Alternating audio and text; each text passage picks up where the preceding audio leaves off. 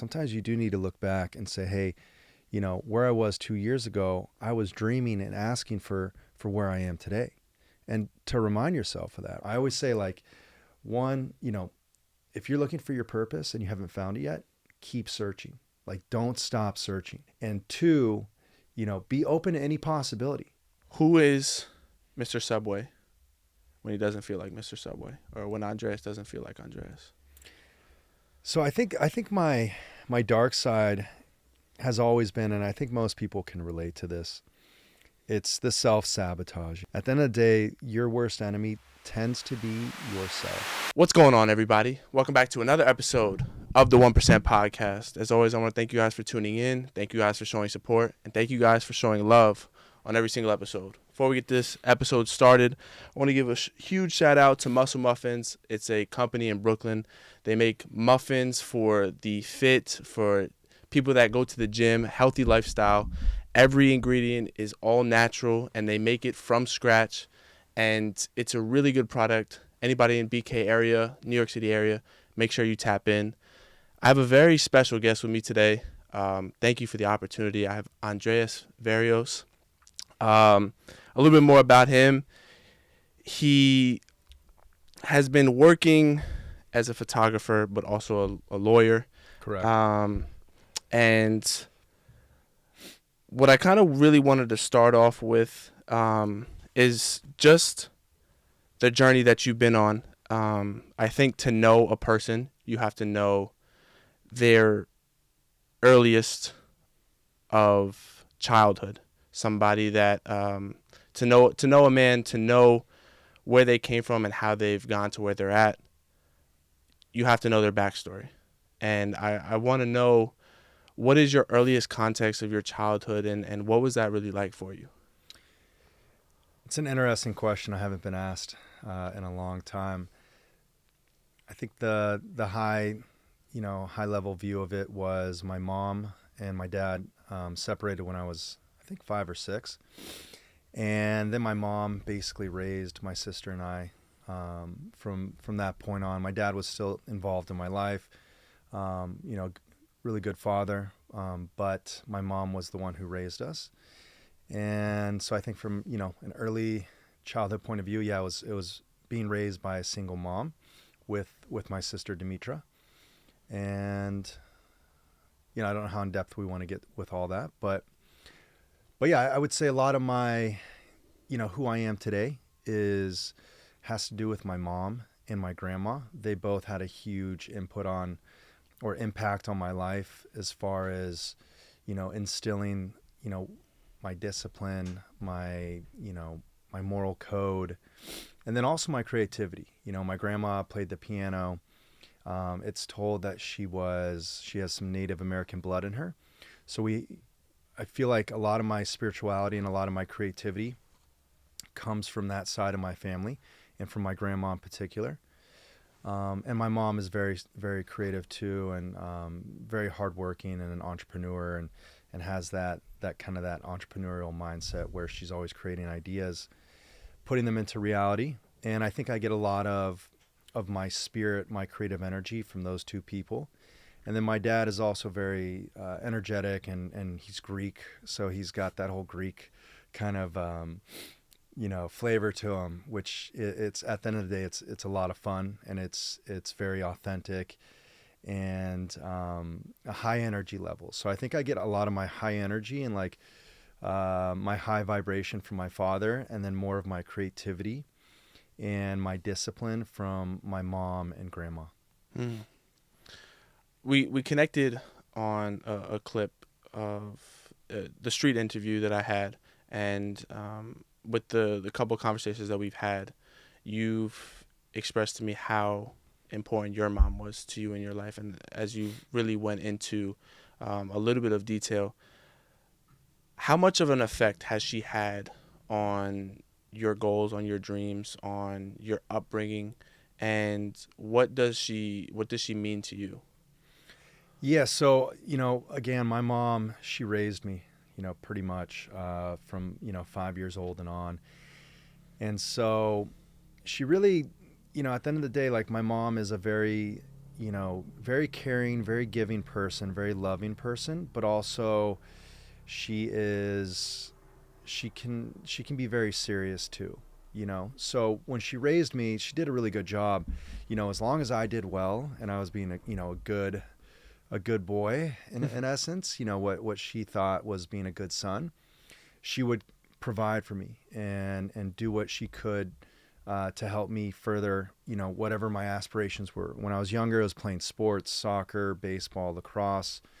And so she would do anything she could to help me in that regard. If I slipped up or if I started doing things that were not in line with what she thought, her son should be like, then she would discipline me.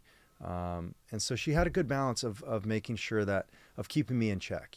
If I'm doing well, supporting all those causes. If I'm not doing well, let's pull back a little bit and let's get you back into where I think you should be as far as demonstrating, good behavior and who I want you to be in the future. Yeah, I definitely know from personal experience, having with a father figure that was in the picture, but mostly being raised by your mother. There's definitely sort of a drop off that as you get older, there's things that you have to teach yourself, or you have to learn from other mentors or people that are older than you that can be able to kind of guide you in a way that maybe a father figure would or a model figure would.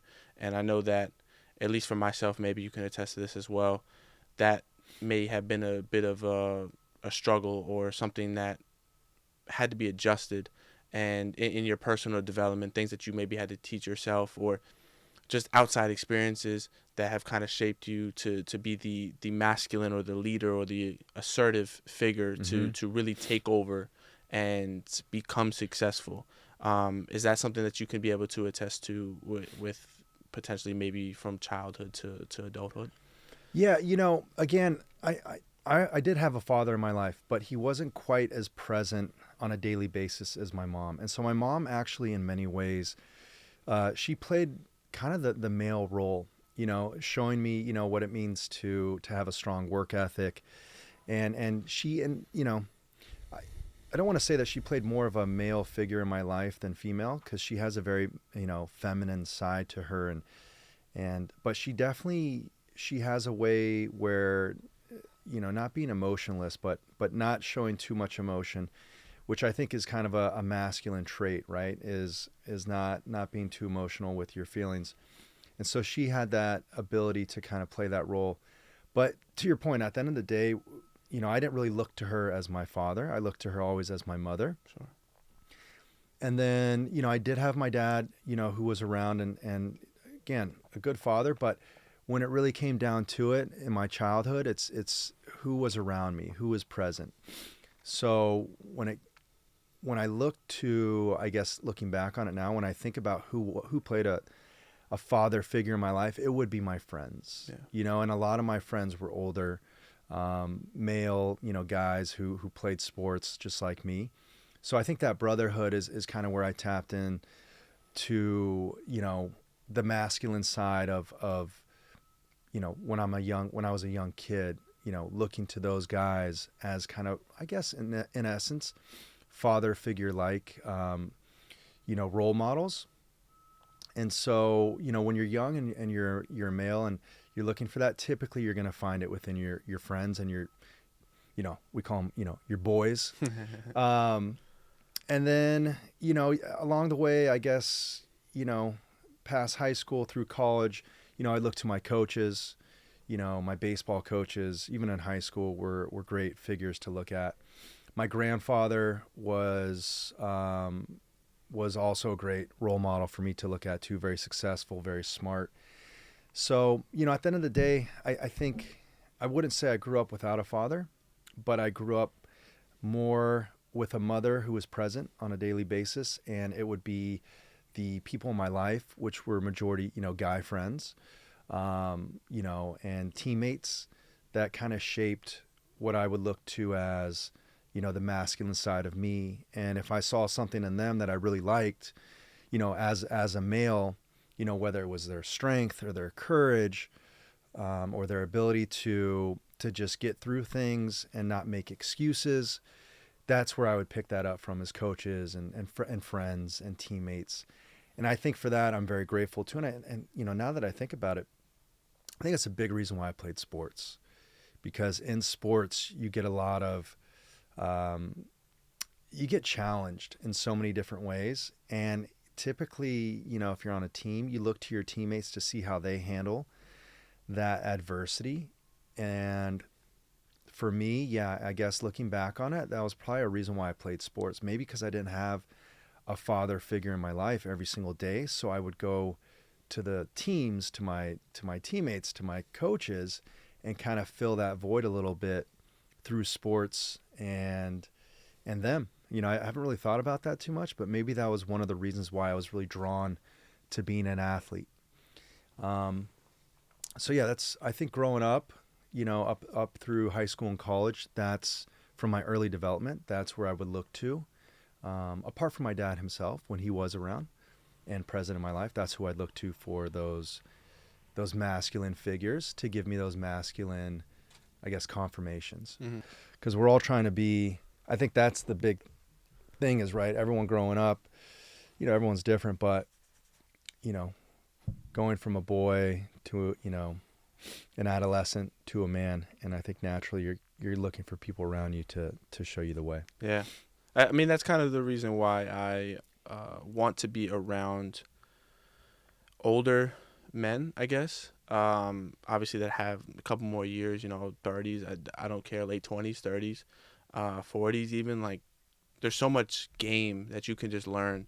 And it's, honestly, I think that what I have been attracting into my life has been older models that I either meet them through social media, we have a conversation, or it's genuine where it happens in the gym or at a coffee shop or whatever it is. And I think that that's probably the reason why some people, when they meet me, they're a little shocked that I'm only 24 and I'm not, 27, 28. And I wouldn't want that any other way. I still have my childhood friends for sure. I still have my two boys that were really knit close, and there's other people from my childhood that I talk to, but I still have my best friends from high school. And I'm at a phase now where I think it was Alex Hermosi, but somebody talked about where you're not able to get into the doors that you want to get into. So you're kind of in this like weird phase in your life where you're grinding and you're making something out of yourself and trying to make something out of yourself, but you're not able to get into those doors yet. And when I can get into those doors, I would love to learn from, obviously within the couple weeks that we've had a conversation, I've learned so much. Like, we had an hour conversation and I'm just going to ask you questions. So it was like podcast before we even started to shoot. Of course. Yeah. And let me just learn as much as I can from you. Let me soak up all this information, because there could be a time where I might need to use that. And your experiences can help me, and it's a bowling ball effect where you learn something from somebody else and then you pass it on. Of course. And that's exactly what I want to do. So for me personally, I would, that's always been something that's just been attracted into my life, where I've had those older male figures that I've learned from. And as I'm still trying to work on that, wound, I guess, that's still there. I've definitely learned a lot from people that I've met and people that I've came across. Cool. Yeah. And you have a brother too, right? Yeah, he's older. He's about to turn 30 this year. All right. And that's a good influential person to have. I had my sister, and she was older too, which, it's great to have a sibling, who could relate to the situation. And they say, like, your siblings are the ones who kind of know you best because they've known you for the longest since you were a little kid to who you are now. So, I think having that brother around is really great too. And I had a cousin he's a little older, same name as me, on my Greek side. And I looked to him as like an older brother. So I that was like the closest I had to blood. Yeah. That was an older brother. But that's the one thing I life has been, everyone has their own journey, but it would have been cool to have a brother. So that, kudos to you, having that experience, but also, that's something that you can look to as well to, as guidance for, especially, on the male side, when your father isn't around so much. I think that to add one more point to that, the only thing that there's obviously great things that can come from that, but then there's also the other side of the spectrum, where people that have seen you grow up since you were young, they think that you're that still little boy, and your beliefs change, your values change, your characteristics can change, what you really want in this life can change. And I think that I've seen that a little bit just because growing up I loved basketball. I love sports. And now at 24 years of age, I'm kind of away from sports a little bit. Like, I watch soccer, but I'm not really as much as into watching basketball or playing basketball as I was growing up. And I think that there's these preconceived notions that people will see you they'll always see you as a little boy, and they'll never see you as who you are, who you're becoming. And I think that's a little bit of what I've been reading in the book that I'm currently reading by Osho, and it talks about parenthood, how there's, you have childhood and then you have adulthood, but then there's parenthood. And there's no evolution after parenthood because you put so much into your children that you lose yourself when you're parenting. And after they've grown up, you kind of instill all their beliefs because you want them to either take on the path that you would have taken, of course, or try to instill them into the mini you, but they're their own person and you have to just let them be. And you could see that too with siblings as well. Yeah. No, and it's a good point. I have friends, I'm from San Diego. So when I go back to San Diego, a lot of my friends, we kind of have more memories as together when we were kids in high school and who we were then, and maybe a little post high school, than so much as to who we are today. Sure. And so I think you get a little bit of that, and definitely you get that very strongly within your parents, within your siblings, and then within your friends too. And at the end of the day, the way I kind of approach that is, you know yourself best, and especially at the, whatever point in time you're in. And I think the stronger you are and the more in tune you are with who you are, like spiritually, mentally, financially, physically, all that stuff, as you start to mature and grow, what I've seen or learned is people around you will start to understand that shift and change too, especially if you're moving in the right direction. Sure. And if they don't, then that's their decision, that's their choice. And then you make the decision whether you want to involve them in your life or not. Because, the question always for me is, are the people around me helping me get better and become the person I want to be?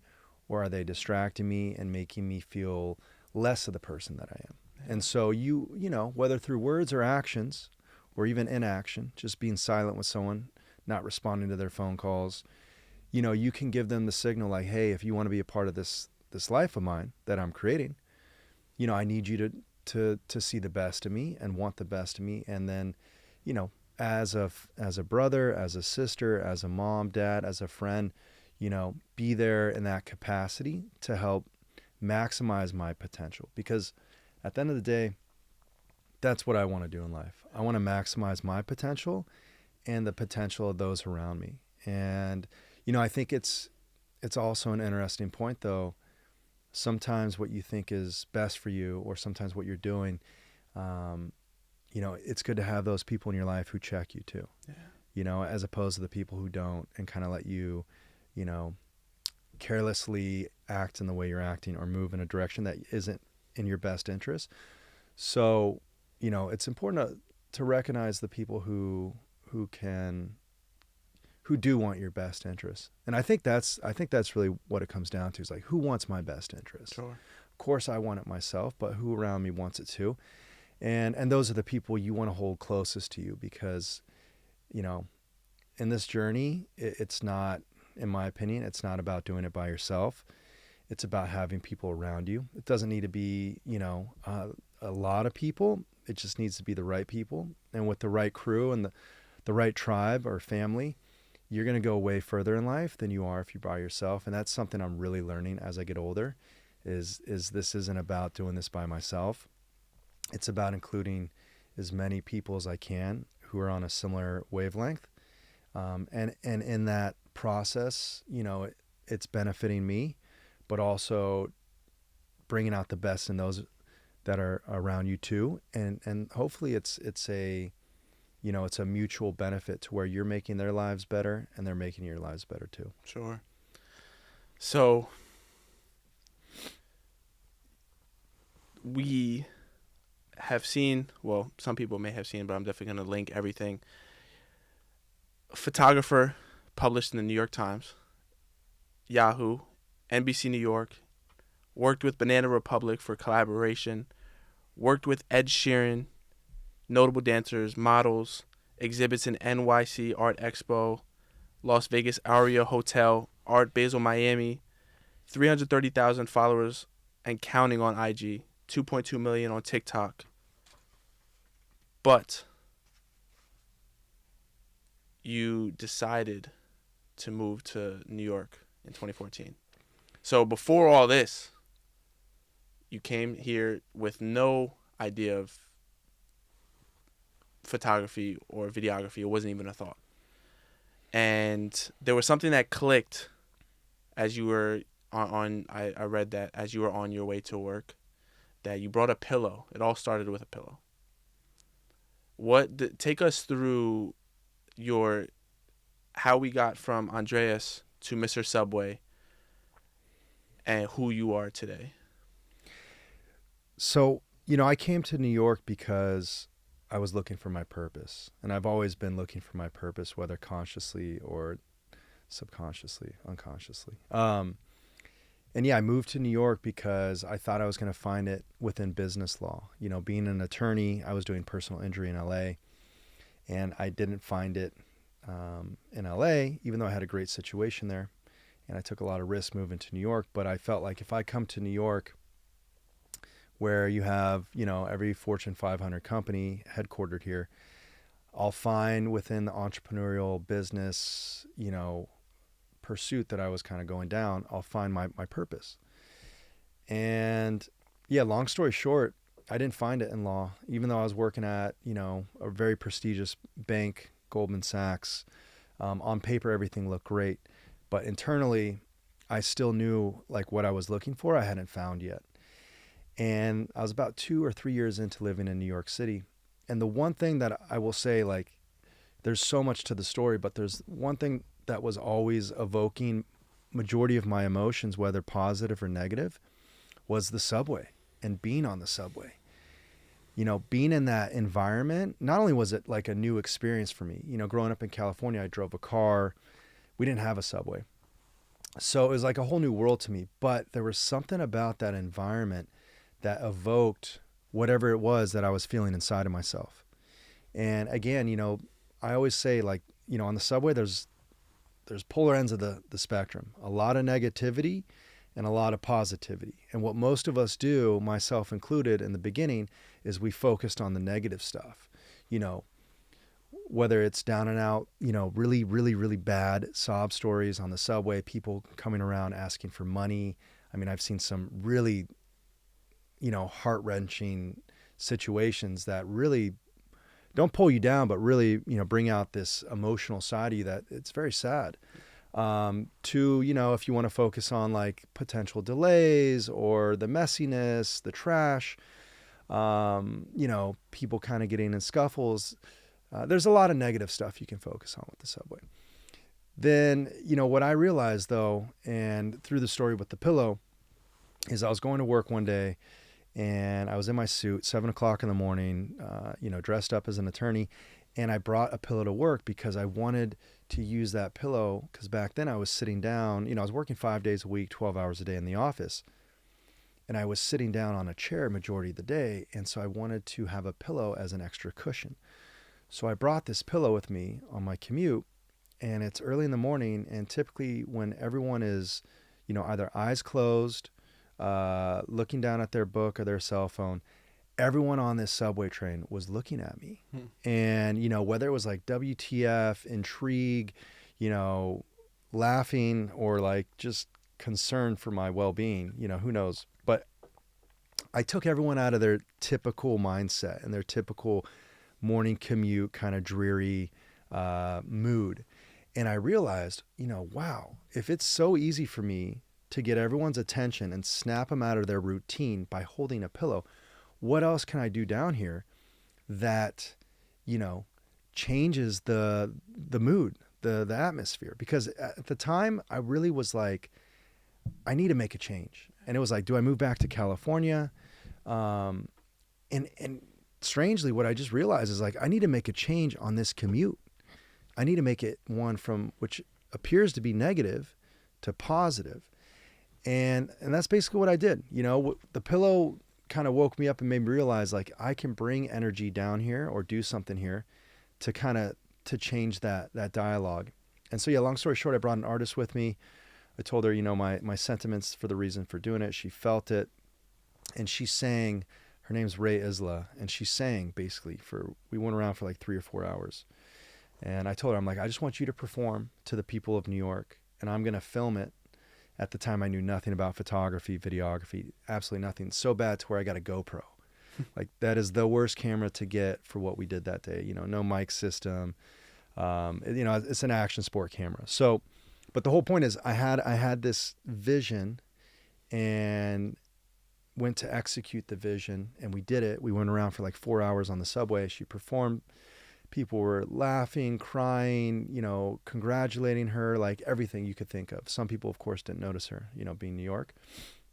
But at the end of the day, what I realized is, you know, we didn't really need to, by the end of it, like, it was such a great experience. And I'm so glad we did it because it satisfied whatever it is I was looking for at the moment.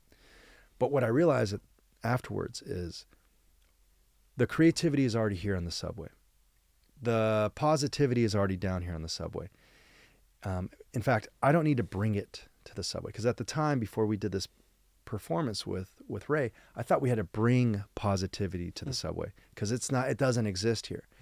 And I realized, oh, no, it does exist here. You just have to look for it. And that's when I made the shift. That's when I started focusing on, you know, basically the people of New York. You know, and anytime you go on a train car, you know, you walk around the stations, you'll see someone performing, you'll see someone busking, you know, you'll see someone knitting a blanket, painting, poetry, but it's the people of New York that if you look for it, there's always something cool and inspirational and creative that you'll find on the train. And coming here today was kind of a reminder of that, because I used to live around here in downtown Brooklyn, Gowanus, and so I used to do a lot of creativity around here. In fact, when I started my journey, going back to the pillow, it's when I lived around here. And as soon as I came across the Manhattan Bridge, quickly nostalgic feelings of like where I used to live, my commute. But yeah, it just brought back all these sentiments, you know, and coming up here to Smith 9th Street, you know, yeah, it brought back all these memories, and there's definitely a mood and a vibe around here that I miss. Actually, I kind of want to move back here. I'm on the Upper West right now, and it's great over there. I love it, but there's definitely a vibe around here.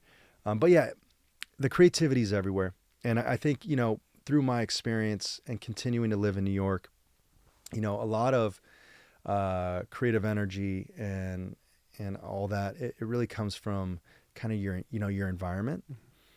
And New York is what eventually pulled out for me, you know, and unbeknownst, right? I didn't go into this thinking, hey, I want to be a photographer. Hey, I want to be a content creator. Hey, I'm going to do photo shoots with Ed Sheeran. I came into this because I wanted to make my commute more positive. And through that experience, you know, and allowing the universe basically to come into my life and kind of shape what at the time I had no idea would be my purpose. You know, it's a testament to New York City, and it's a testament to the people in New York City, the creative energy here. At some point, if you want it bad enough, and if you allow for it, you know, I always say, like, one, you know, if you're looking for your purpose and you haven't found it yet, keep searching. Like, don't stop searching. And two, you know, be open to any possibility. Because for me, I was 32 years old, you know, an attorney. Yes, everything on paper looked great, but I hadn't found it yet. And I knew internally, like, I wasn't even close. But I didn't give up. You know, I kept telling the universe, like, tell me what it is. Like, why am I here? What is the point of all this? And once you tell me what it is, I'll know, because I'll feel it. And that's exactly the feeling I got when I did the photo shoot with Ray Isla. And from that point on, it's been that feeling that keeps me coming back. And again, I got it coming here today, and it happens every single day. I constantly am tapping into it. But yeah, New York City pulled out my purpose in a place that I used to not like. In fact, I used to say I hate this environment. I hate the subway, and I think it's a good learning lesson too. Like sometimes the things that are really, eating at you and making you feel uncomfortable, there's something typically within that. If you look deep enough and long enough, sometimes the beauty is in there, and you just got to see past what it is you initially are seeing and get through it. And that's what happened with me on the subways. Eventually I realized, okay, this subway is really, for some reason, evoking all these emotions. And initially it's like, okay, this is a negative place to be. But eventually I got through it. And I think that is the beauty to life and to creativity is, you never know where it's going to come from. And often it's you got to see through what initially on, your initial thoughts or conscious levels tell you. You got to get through that stuff. Yeah. And I eventually did. And I got through it. And once I found it, I sank my teeth into it. And 6 years later, going on almost 7, it continues to be that type of daily spiritual motivation for me to want to keep moving forward in the manner that I feel is best for me, right? Because a lot of people, including my parents, told me, they're like, hey, you got a great job. You got a great life. And I was very appreciative, of course. Like I was never unappreciative, but it's just something that I think you as an individual understand, like when you're satisfied and when you're not. And until I found that point of satisfaction, I couldn't, just settle for what on paper looked to be a good thing, because I knew internally, I long term, it just wouldn't have been, the lifestyle or the happiness that I was looking for in this life, and I found it finally. Sure. So I think all of that said, it's just a testament to, to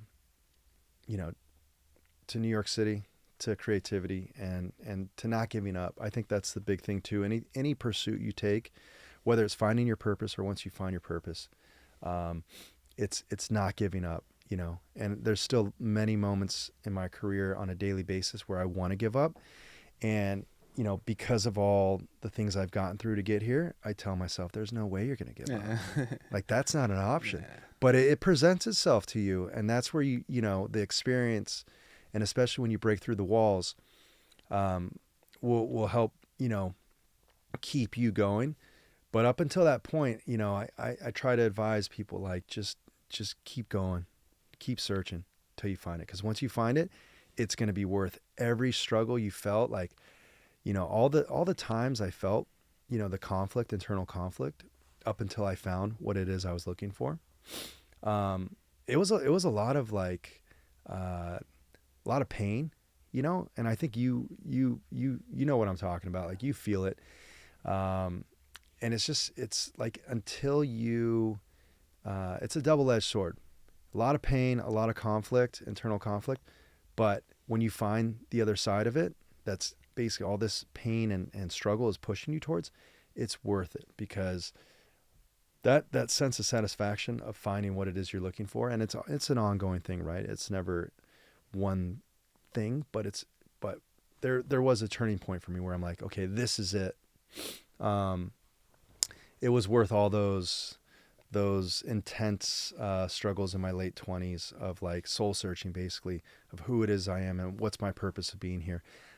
Instead of not questioning those things, which, to each his own. Some people are comfortable with, what is good on paper. But I questioned all those things, and I wasn't going to give up. And even if it caused a lot of frustrations in my life, I'm glad I did it, because it drove me to this point, to where I am today, which is I don't really think about what my purpose is anymore. I don't really question my existence, and why it is I'm here. It's just a matter of living now at this point and maximizing, especially as I get older, and you'll start to learn this. you want to maximize each day, each moment, and like really have that gratitude. And maybe you already have it, maybe you have it more than I do. But I think that's the big thing I'm starting to learn now is be grateful, especially when you really find what it is you're looking for. And try to maximize that each day. And that's kind of my objective now is like, how do I tap into my creativity to the highest level and not get distracted? Because, life has a way of distracting you with the temptations, I'll call it. But right now at this chapter in my life and today at this moment, it's just staying focused, staying grateful, and tapping into that creative flow. Because I think that's a big thing for a lot of, it's a big thing for a lot of creators and artists is not losing that feeling of creativity. And I think in order to not lose it, you have to, it's like any muscle. You got to use it. Otherwise, you kind of forget how it is that you tap into that energy. The point to gratitude, I genuinely do struggle with gratitude. Because I think that you can probably attest to this, but I'm always looking for the next level, right? I'm always like, I have this great guest, but I want to get this guest, or I reached this level and I want to get to this level now, and it's never enough. Like you're never full, or you never. Well, let me just sit back and let me rest a little bit because I just ate a lot, all of that. And actually the other day, earlier this week, as I was prepping for this podcast, I went to the gym with my girlfriend, and she saw that I was clearly in stress. I was distressed. Mm-hmm. And she, asked me, well, what are you stressed about? I said, listen, this is one of the biggest podcasts I've done so far, if not the biggest podcast I've done so far, interviewing a guest. So all these thoughts running through, and could this be the breakthrough? Like, could this be the thing that, where I'm able to get my foot in the door and all of that, and all of these thoughts racing. Of course. Are you ready? Are you capable and able to do this? All these imposter syndrome thoughts. And what she left me with was just take a look where you're at right now, and take a look where you've been at last year, 6 months ago, 2 years ago. Mm-hmm. In this past week, I've met people that I never would have imagined. I met you a couple of weeks ago. In this past week, I met Zach. I just met Ben today. Mm-hmm. And somebody that I've been wanting to have on the podcast, I was connected through. And it's like all these people I would have never had access to. Mm-hmm. And it's like I can't even pick my head up and smell the flowers. I can't even pick my head up and appreciate where I've been, or how far I've come, or where I'm currently at right now. And I'm looking way ahead, and it's like they have there's this saying where you're not able to look past your nose. So I'm over here looking at all of these things that are lined up, or I want to have lined up, and I can't really appreciate where I'm currently at. Mm-hmm. And it's just imagine if I could actually appreciate where I'm at, and I show gratitude. Mm-hmm. I show gratitude to the Most High, to the universe. Imagine how many more things I could potentially radiate my way just by simply practicing the gratitude and being grateful. Exactly. And when she said that, the past 2 days, I've literally been thinking about that. Sitting on the train, you were not here 2 years ago. Mm-hmm. You were a pizza delivery driver 2 years ago wearing white T-shirts, driving in a Kia Rio with roll down windows, making enough money for yourself, trying to be able to feed yourself, and you were living back home in Westchester County. So everything was completely different. Now you have the opportunity to talk to people that you never could have imagined. Mm-hmm. And it's only the beginning. Definitely. So just sit with that for a little bit, and just sit with that thought or that idea that you're right where you need to be. Of course. That was the thing that kept me kind of afloat these past 2 days, and kind of calmed me down. And if it wasn't for her telling me that, I probably would have still been, I need to this next thing or whatever, and just not calming myself down. So I still even struggle with gratitude, and I struggle with just being grateful, being here in the moment, being present. And yeah, to add on to that point, I just wanted to be able to say that I am nowhere near the Zen master of gratitude or being present. It's something I'm still working on and trying to master and trying to really embrace it and fully accept it into my life. For And sure. I think, once you start with a little bit of gratitude and being grateful, I think it can lead over to the bigger things that you kind of want in your life. Big time. And look, even where I'm at in my career, once you climb one mountain, you're looking to climb another mountain, right? And it's that, it's that drive, it's that hunger that you never want to lose. So one thing I would say is like look at that drive and look at that hunger, and yeah, again, it's a double-edged sword. It's going to stress you out sometimes. It's going to keep you up late at night sometimes. It's going to have you thinking about, all sorts of things because you're putting a lot of pressure on yourself. But at the end of the day, it's what drives you, and it's what gets you to this point. So for better or worse, like you don't want to lose that. But I think, great that you have a person in your life who can help you realize too. And this is what I was going to say is like sometimes you do need to look back and say, hey, where I was 2 years ago, I was dreaming and asking for where I am today, and to remind yourself of that, right? But yeah, the way I kind of look at it sometimes is celebrate the wins when you do have a win. And when, I think in particular, when you have a vision and you execute that vision and then you share that vision with the world, that's a win. Now, and through that process and through that evolution of over and over and over again, basically you're taking action, right? You're being productive. That's kind of like, that's really where you want to be, I think, on a daily basis, is taking action, being productive. But I was getting a little lost in my thoughts there, a little lost in the sauce. I wanted to pull it back to, look where you were 2 years ago to where you are now. It's great to be reminded of that. And then don't lose your hunger. Always stay hungry. Always keep pushing yourself. Never get quite too comfortable and too satisfied. But to your point, like I think what I'm learning now is also just, be present as much as you can, right? Like try not to stress yourself out to where you do get a bad night's sleep, and then that affects your next day, or you're not focusing on this task right now. And I think that's a big thing to talk about is focus. You can think about all these things that are going to happen in the future.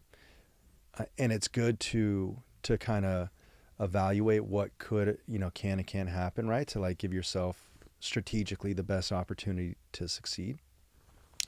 But at the end of the day, it's like, try to focus on one thing at a time and try to be as present as you can in this moment is what I'm learning right now.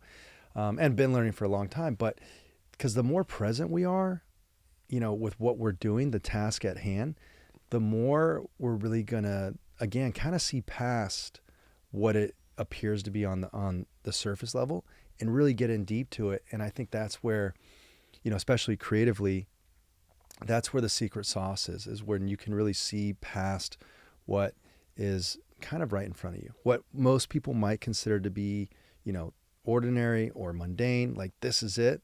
It's like, no, you need to see past it. And in order to see past it though, you need to be in this moment and you need to be focused. And with all that said, I think, a big thing in my evolution and like who I am today, my spiritual journey is letting the universe, whatever you want to call it, this energy around us, into your life and letting that at the end of the day be the guiding principle for you. So in essence, what that does for me and allows for, and this could help you too, is letting go a little bit, not trying to control every outcome and make sure that this is what happens. Because again, sometimes what you want to happen sometimes what you want to happen isn't what you need to have happen. And often what I've found in my life is it's the unexpected. It's the things that I never saw coming that end up being what I want.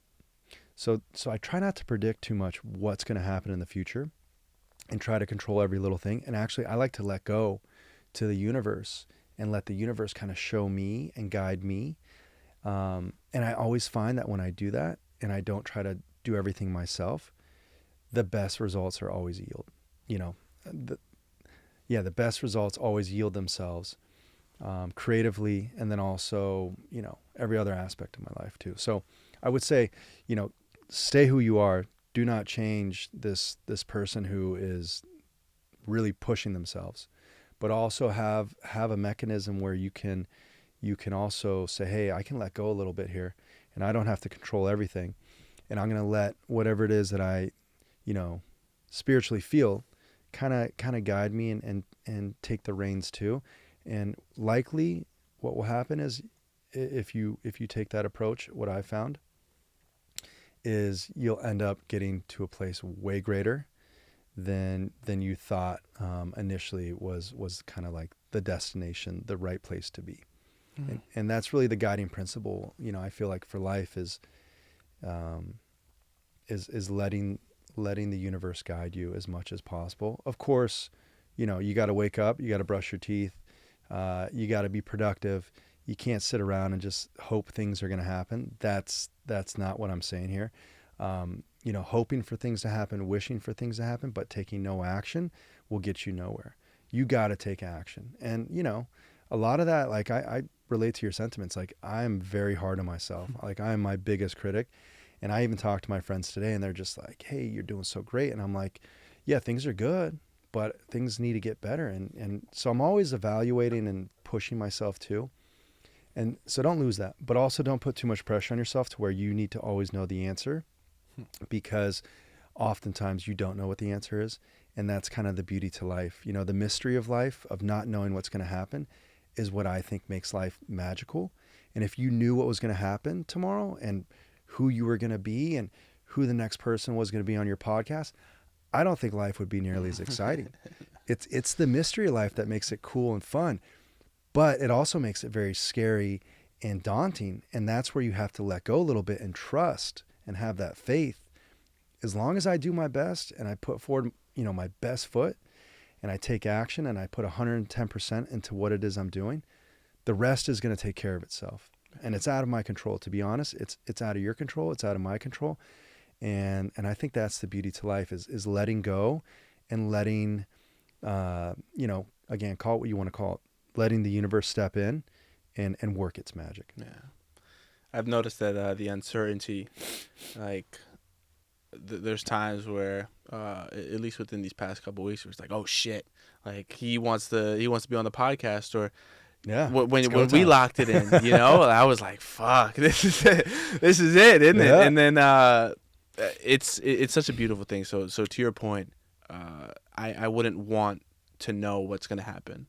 I'd rather put the work in, trust myself, exactly, trust the universe, and exactly. when I have full trust and I let go, now I'm letting space for other things to come into my life. It's like if I have a closed fist, I might break my hand, instead of if I just open my fist, what else can happen? I'm releasing the tension. There's no tension there. Exactly. So it's the uncertainty is where the freedom exists. It's where the openness, it's where the success lies, is when you're not so caught up on tension and what's going to happen next, and just literally just be right here, be exactly where your feet are, and put your feet in the ground and just kind of let everything take care of itself. Exactly. And you hit the nail on the head, like allowing for that space, in your mind, in your body, to where the true magic comes in and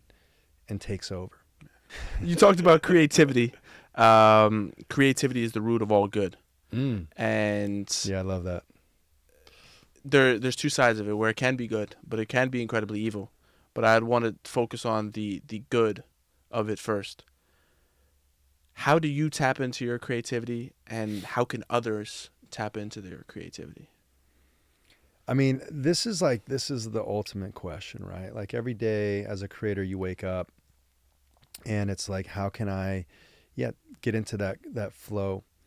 I think a lot of it has to do with, a daily ritual, daily routine, taking care of yourself, going to the gym, reading good material, exposing yourself to life itself. And, that's a big reason why I live in New York City. I feel like your environment and the people you're around and the things you get exposed to have a huge influence on creativity. And I think that's why people love New York, because it's such a creative city.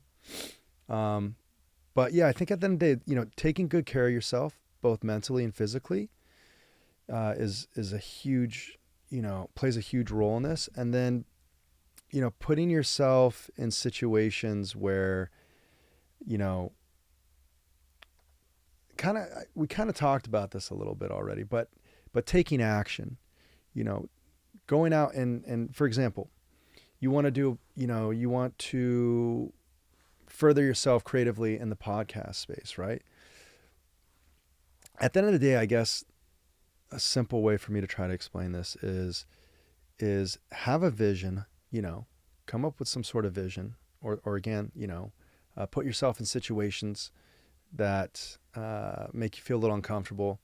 I remember I before I found photography, I tried doing a vlog. I tried doing all sorts of little projects. I tried so many different things creatively to get it going. I had a car wash business in high school, but nothing really effectuated itself to the point where I was like, okay, this is going to stick for good. But get out there and do stuff. Like, try things, take action. And if you have a vision, go execute that vision. Because I think the best way to stay creative is to have a vision, and to execute the vision, and then to share the vision. And so for me right now, I guess, how do I stay creative at this point in time? And right now the answer is staying active, like doing photo shoots, taking on brand deals, working with artists, other artists. I think that's a big way to feed off creativity, is like other people who are creative, being around that energy. At the end of the day, like, I think that's what it comes down to, is creativity is energy, right? And we as humans are creative. Like, what makes us unique from other species is our imagination, is our ability to be creative. And for anyone out there who's like, I'm not creative because I don't paint, or I'm not a photographer, it's like, no. Creativity comes in many different forms, right? For example, rearranging your apartment. I always say, being a lawyer, writing a great, argument, create that from scratch. Like, that's a form of creativity. Raising your kids. And then, you get into more of like what's technically a creative space, like being a photographer or being a musician or being an artist. But at the end of the day, creativity comes in all shapes and sizes. And the best way to really tap into it is being proactive, taking action every day, and then being around things that inspire you. I think that's a big thing too. Like, what inspires your imagination.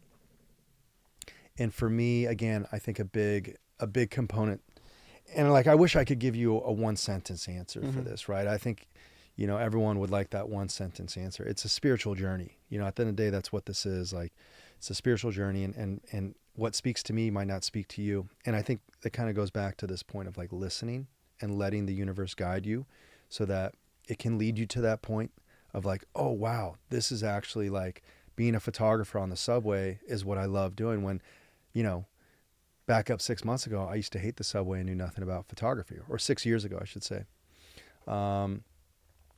So yeah, I think, it's a loaded question, but I think the most important thing is taking action and letting yourself kind of be open to many possibilities, and being around other creators, and really just allowing for that creative energy to come into your life, and not being afraid of what it could be, and not having the horse blinders on and saying, there's no way this could be a possibility. But being an allowance and being open, I think, is a huge part of this too. And again, I go back to it because it's my guiding force, is letting the universe, show you the way. Like, if I'm having a bad day, or if I'm not sure what what my next move is going to be creatively.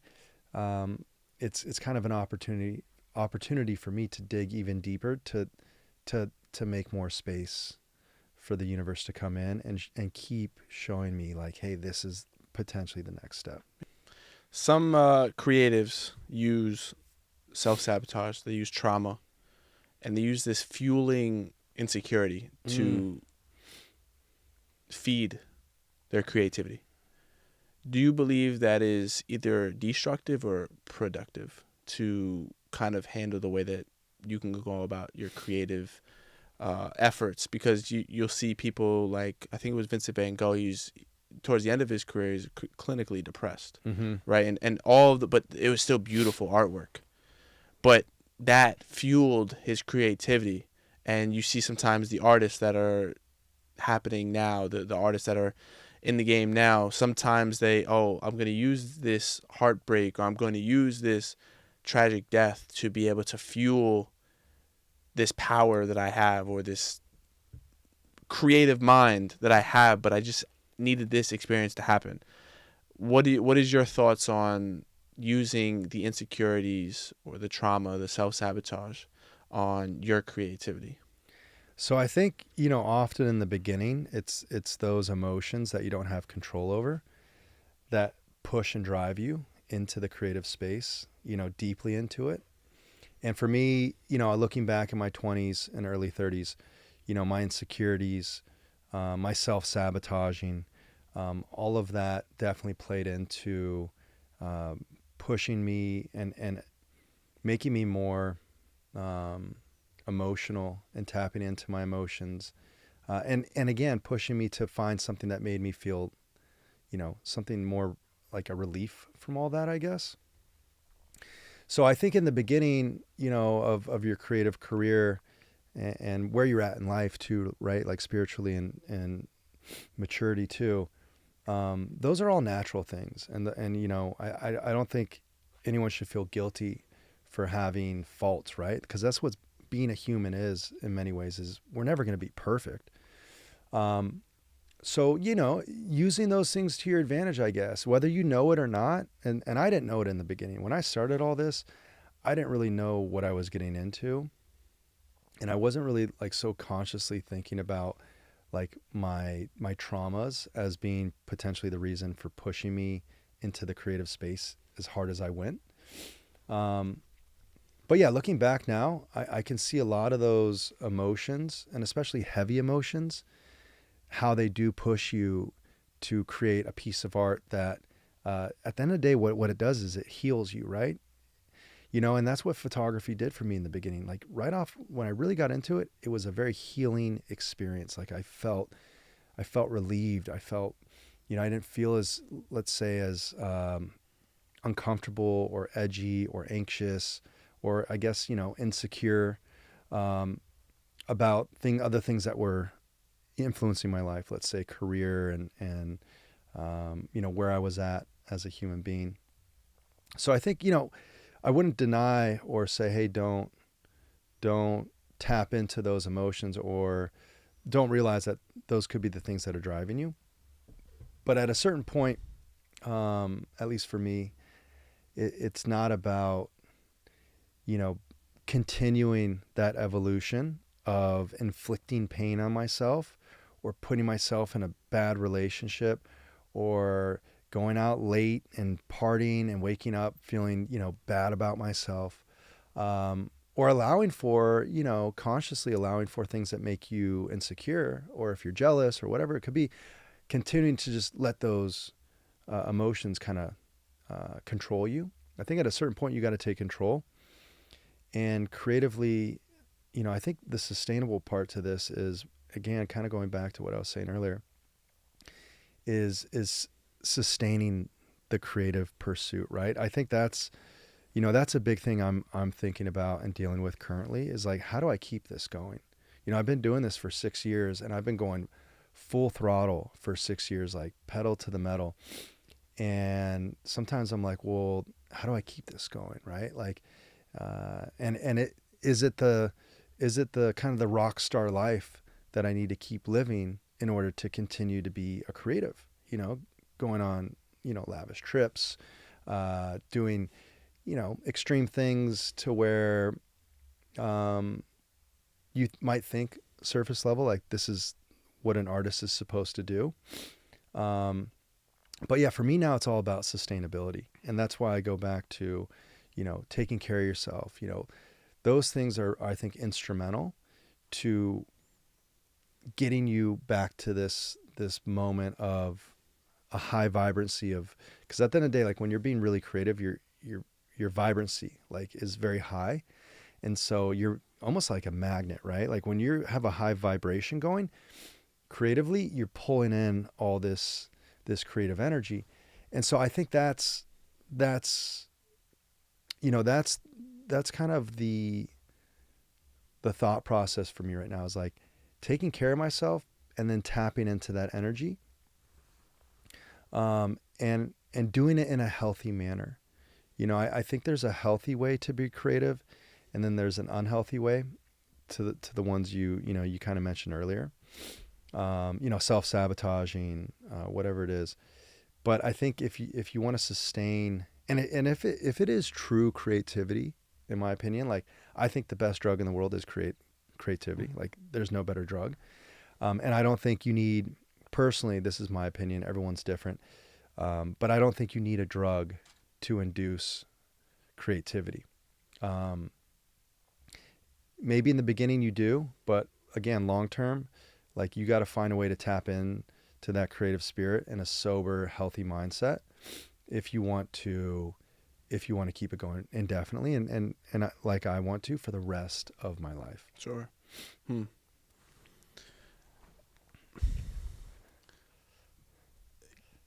What I've noticed is that chaos seeks chaos. So if you want to have chaos in your life, you'll find it.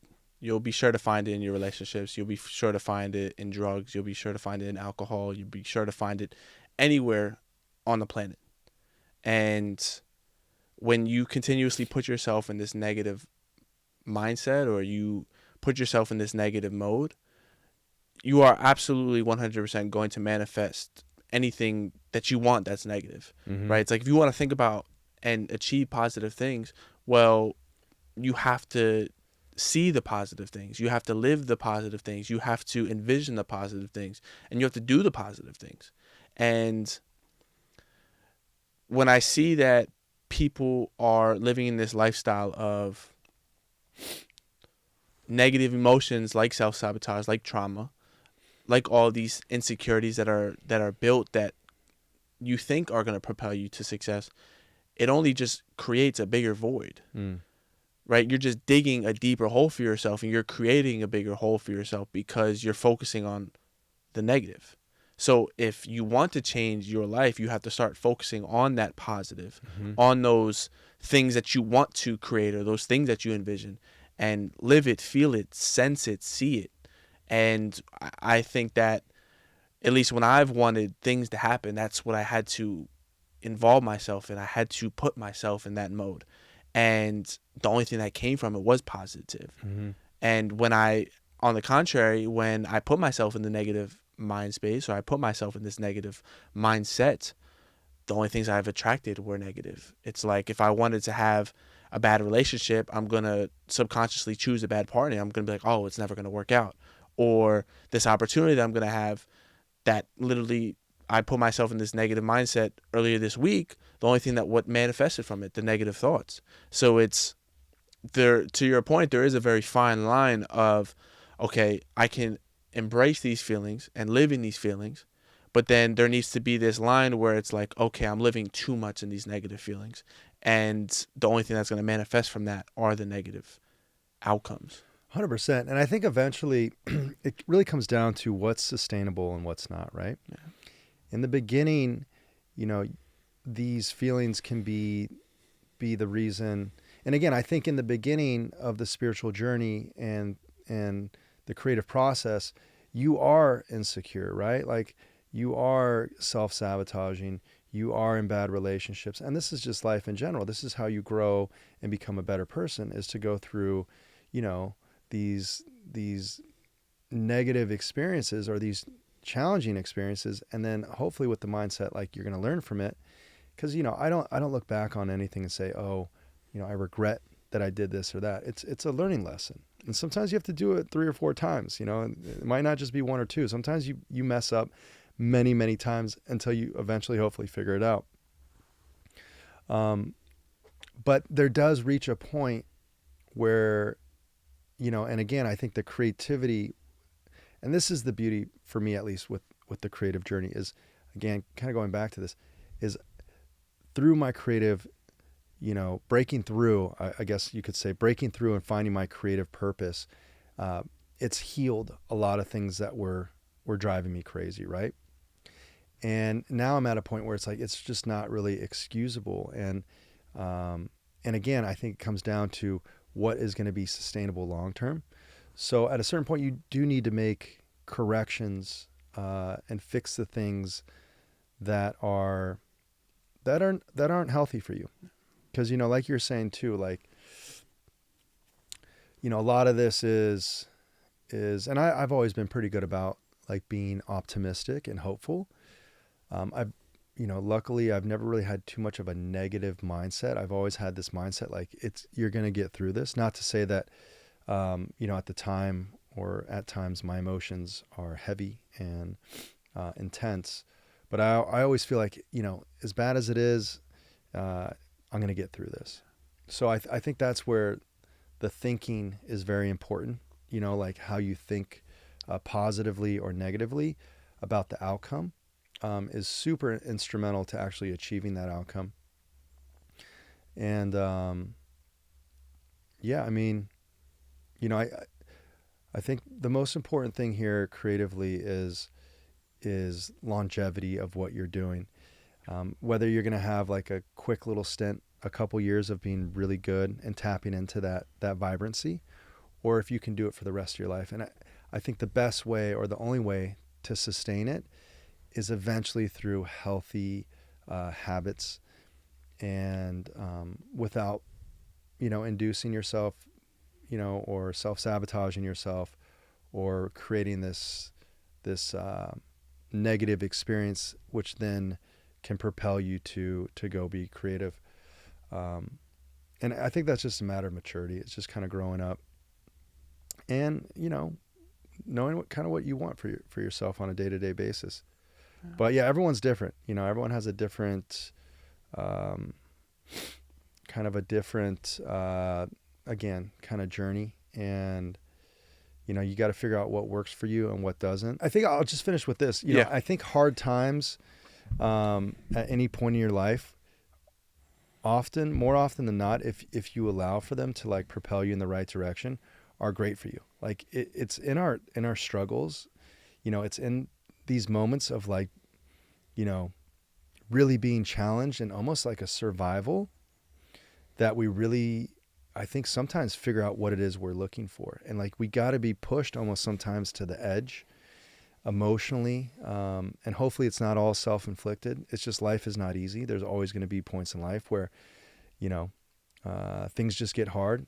But it's that push into one corner that eventually, I think, if you do the right thing and you have the right approach and the right mindset to never give up, it's going to propel you to where you need to be. And so I think a good way of looking at life sometimes is like, yeah, times are tough right now, and yeah, I'm struggling, but I need this.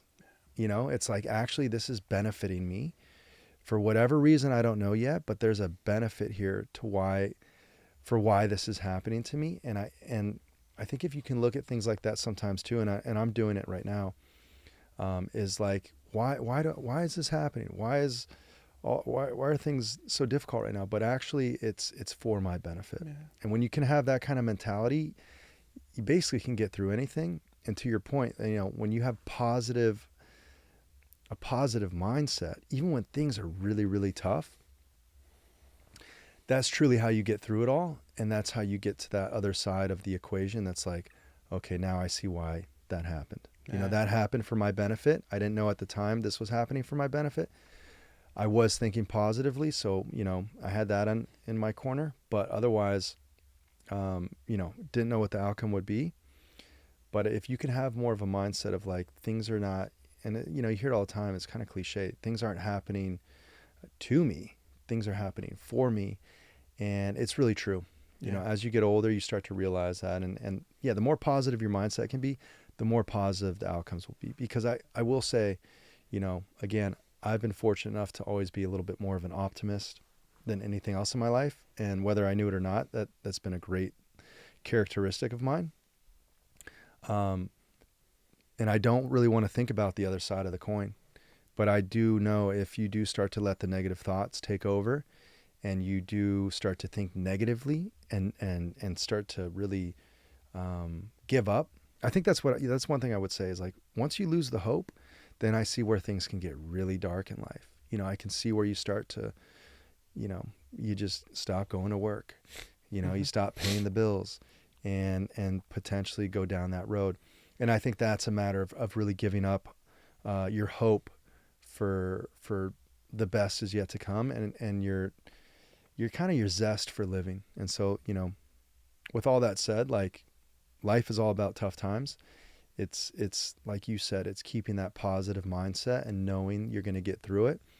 And if you're really good at this, knowing that even though things suck, this is good for me. Yeah. I think that's kind of what I'm breaking through right now is like, and things make it sound like things suck in my life right now. Things are good in my life right now. But I'm just going through a lot of self change right now. Like, instead of starting my day with social media and work and emails, I'm now instilling like reading a book.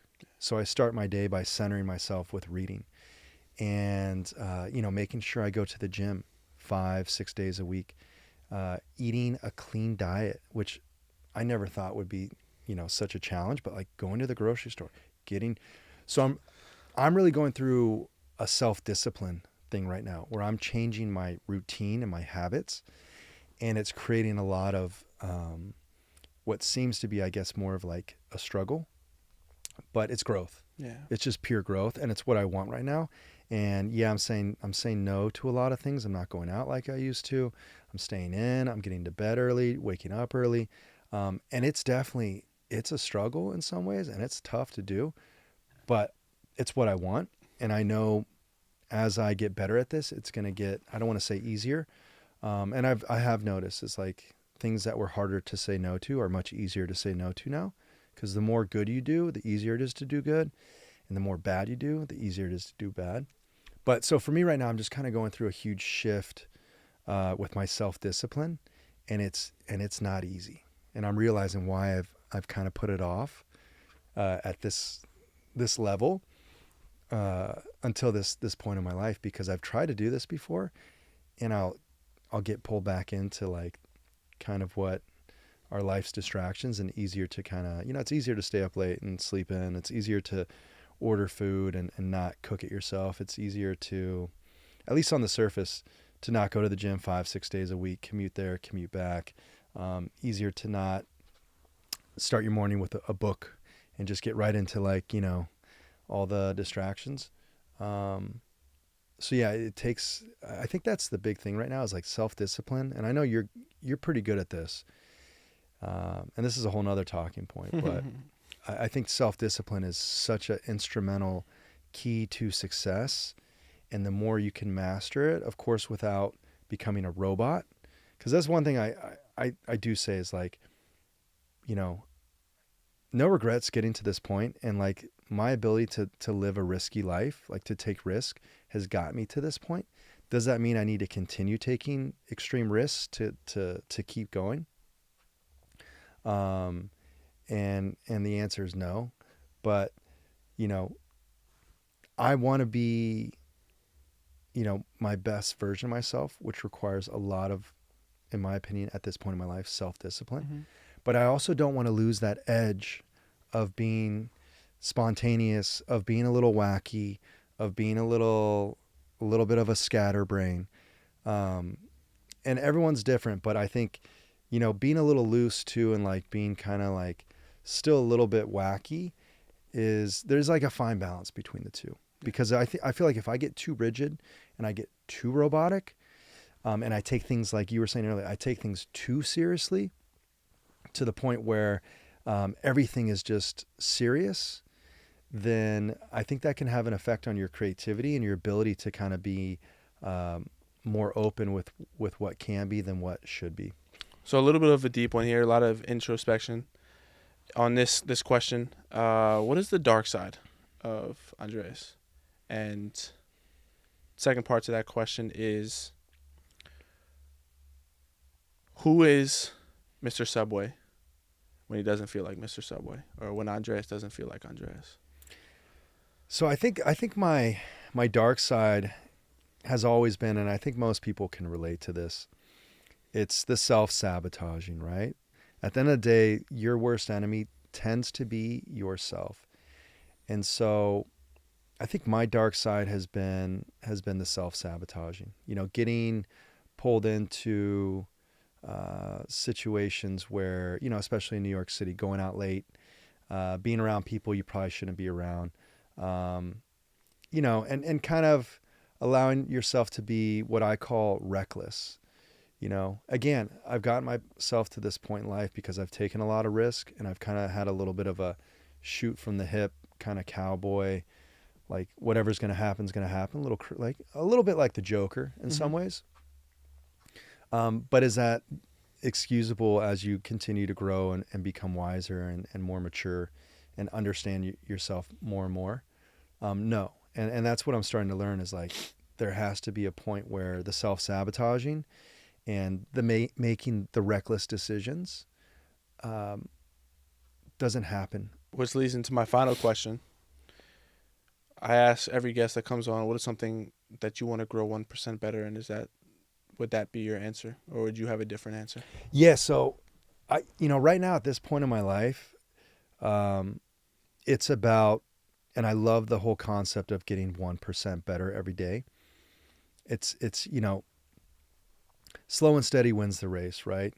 And when you put the consistent effort in on a daily basis, reading, exercising, nutrition, getting good sleep, that's how you really do grow into, long-term, the best version of yourself. And it's got to be that kind of mentality, right? Like you can't be cutting corners, and you can't expect things to happen overnight, because that's just not how this works. It's really an evolution, a process that, a big word here is patience, but being patient with the evolution of yourself. And that's kind of that mentality. It's just 1% better every single day is way more effective and way more productive than trying to, get 90% or 100% better today, because it's just not realistic, and trying to skip parts of the process that you don't want to skip. Like, you want to take your time with this, and you want to be patient, and you want to put everything you have into it on a daily basis, not just once a week. So yeah, the 1% for me right now is routine. It's my health, it's reading, it's nutrition, it's doing all the things I've always known about myself is like, I actually enjoy these things. I like going to the gym. I like eating healthy. I like sleeping well. I like reading. Even when I was living a little bit of the rock star life, going to Vegas or traveling and exhibiting at great hotels, doing Art Basel, even during those periods, and having fun, like having a lot of fun. But even during that, the kind of the high life, in the back of my mind, I was always like, but I want to be working out. I want to be reading. I want to be taking care of myself. And now I'm finally doing it, and it feels good. And it's for me, it's the lifestyle I want to be living right now, is just clean living and yeah, 1% better every single day. Andres, it's been a pleasure having you on. One thing I've always told myself is that I just needed a chance, or I just needed an opportunity to really showcase my interviewing skills, just showcase the podcast itself, and just really show it to a master audience. And I couldn't be more grateful as I sit here, present within this conversation. And I really just want to say thank you for taking a chance on me, as that's not really been present in my life. And genuinely and truthfully, it really does mean a lot. And just given the opportunity to be able to sit down and just have an hour of your time, it means the world to me. So I just want to say thank you for just taking a chance on me, a 24-year-old kid, and coming on here. And I've learned a lot in this episode. I know if I learned a lot, I know the audience definitely learned a lot. So I just want to say thank you. I'm going to manifest that this episode is going to get over 1,000 views. Just the rawness, the content itself it's been a pleasure to sit here and conversate with you. So I just want to say thank you. Likewise, man. For Likewise. coming on here. And I'll say, to wrap this up, thank you for having me. And, I'm very selective of what how I spend my time and energy. But if I see someone who really wants something, it reminds me of me. And I've had some really great people in my life who gave me that opportunity to, in some ways kind of prove myself. Like, hey, how bad do you want it? And so I think a big part of this process, for me, we connected. So that's why I came today. But also it's like, this is kind of in some ways, this is a way for me to therapeutically, kind of think about what my current thoughts are, of course. But it's my way of trying to give back and inspire to other creators. Because if it weren't for certain people in my life in this creative process, helping me when I needed that kind of that boost, or I guess in essence, that opportunity, I wouldn't be where I'm at. So I'm here today for us. And I'm glad to be here. And I didn't just come here to, just routinely do this and get out of here. I did this because it's important to me.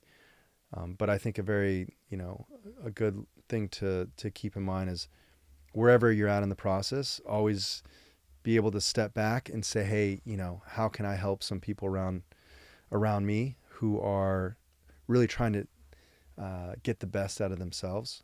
And when you see that, make sure you try to step in and do whatever you can to provide a good opportunity. And I'm very glad to be here, bro. And I'm glad I came and had this conversation with you, and we got it all on film. And it's going to be one for the memories. Like, we'll look back on this, who knows, 5 years from now, 10 years from now.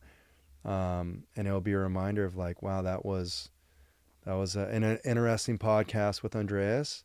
But it also will show like the effort that you're putting into this. And I think that's the most important thing is like, apart from all the perfect ways to say all this stuff, it's just like putting in the effort and how bad do you want it. And when I see that in other people, as long as I can, make it work, I'm there for it. And this is one of those things where I was like, dude, glad I could show up. And even though it's, Friday today? Yeah.